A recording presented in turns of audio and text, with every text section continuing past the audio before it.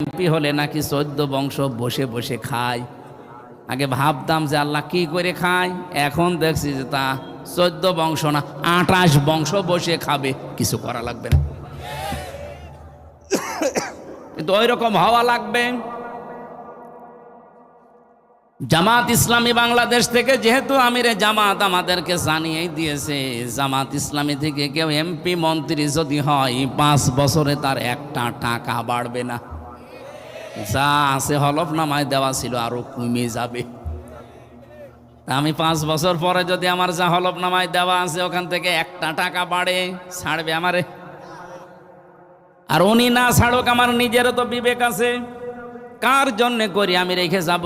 হয়তো যদি এখনই মরে যায় 5 বছর পরে ওই সম্পদ হাজার হাজার কোটি টাকার, ওটা আমার বউ আর আমার মেয়ে, আমার বাবা মা ওরা খরচ করবে। আর আমার যেহেতু চাইলে নেই, এই যদি যা করবো কামাই সব আমার জামাইরা খাবে। ওই লোকের চাইলের জন্যে আমি এই 2 নাম্বার এই রাস্তায় কোন কারণে যাব? আর একটা বিষয় আছে, এদের জন্য কামাই করে আমি রেখে গেলাম, যেহেতু বৈধভাবে পারবো না, কারণ আমার মাত্র 55,000 টাকা বেতন, অবশ্যই আমার অবৈধভাবে যাওয়া লাগবে।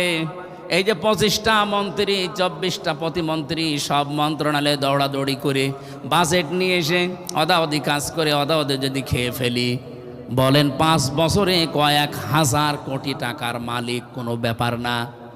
করে গেলাম, করে কি লাভ হলো? অবৈধভাবে ইনকাম করে একদিকে আমার পাপের বোঝা পাহাড় পরিমাণ হয়েছে, আর একদিকে আমি মরে যাওয়ার পরে এই সম্পদগুলো আমার জামাই, আমার মেয়ে, আমার বউ, আমার মা বাবা এরা আরো অবৈধভাবে ব্যয় করবে। কথা বলেন না কেন?